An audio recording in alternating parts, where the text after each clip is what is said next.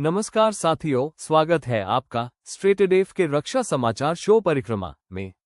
आज हम लेकर आए हैं भारत और विश्व के प्रमुख रक्षा समाचार। आज है 16 अक्टूबर 2025। चलिए शुरू करते हैं। कल अर्थात 15 अक्टूबर को भारत और अमेरिका के बीच 3.3 अरब डॉलर अर्थात लगभग 32,000 करोड़ रुपए का ऐतिहासिक रक्षा समझौता हुआ।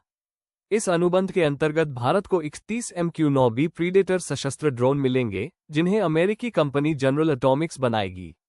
इनमें से 15 ड्रोन भारतीय नौसेना को तथा 8 ड्रोन थलसेना और वायुसेना को प्राप्त होंगे। ये drone high altitude long endurance श्रेणी के हैं, जो लगभग 40 घंटे की उड़ान भर सकते हैं। ये समुद्र और स्थल दोनों परिसीमाओं की निगरानी करने में सक्षम है और इन्हें हेलफायर प्रहारक मिसाइल तथा GBU-39B बमों से सुसज्जित किया जाएगा। इस समझौते के अंतर्गत 21 ड्रोन भारत में संयोजित किए जाएंगे, जिससे देश की आत्मनिर्भर सैन्य निर्माण क्षमता को प्रोत्साहन मिलेगा। इनकी तैनाती विभिन्न बंदरगाहों और वायुसेना अड्डों पर की जाएगी। चेन्नई स्थित INS राजौरी, पोरबंदर पोर्ट पर तथा गोरखपुर और सरसावा जैसे वायुसेना अड्डों पर की जाएगी।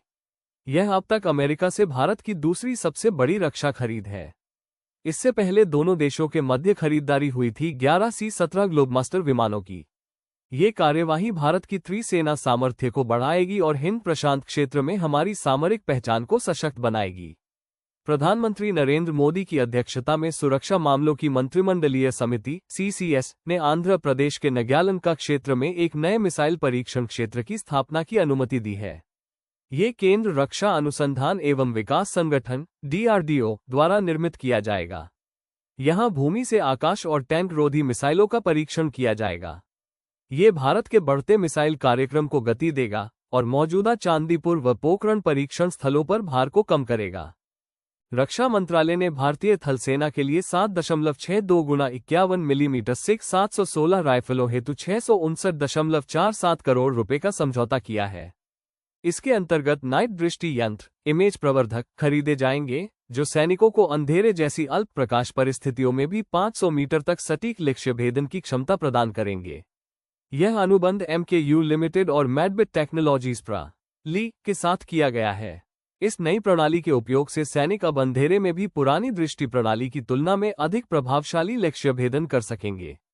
DRDO ने एक और ऐतिहासिक सफलता अर्जित की है। 15 अक्टूबर को 32,000 फीट की ऊंचाई से एक मुक्त अवतरण परीक्षण के अंतर्गत military combat parachute system MCPS का सफल प्रयोग किया गया।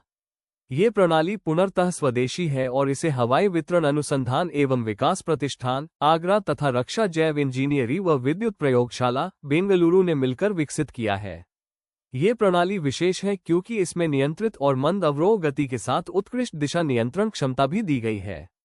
इसके साथ ही इसमें 25,000 फीट से अधिक ऊंचाई से उपयोग योग्यता के साथ भारतीय नक्षत्र NAVIC पथदर्शक प्रणाली से संगतता भी है।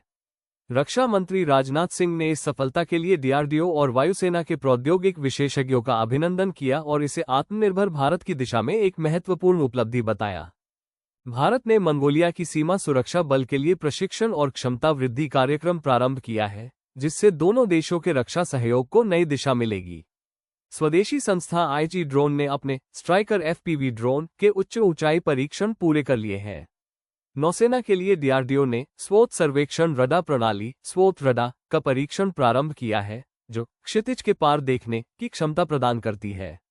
भारत ने अपने नियोजित हाइपरसोनिक मिसाइल परीक्षण को, जो 15 से 17 अक्टूबर के बीच होना था, स्थगित किया। फ्रांस की सेना ने भारत की पिनाका बहुनलिका रॉकेट प्रणाली तथा ड्रोन रोधी प्रौद्योगिकी में सहयोग की रुचि दिखाई है।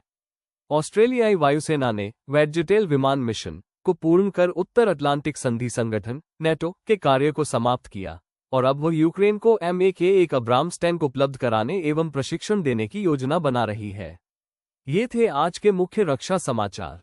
एक निवेदन आपसे है कि हमारा चैनल सब्सक्राइब कीजिए, वीडियो लाइक और शेयर कीजिए। मिलते हैं अगले अंक में। नमस्कार।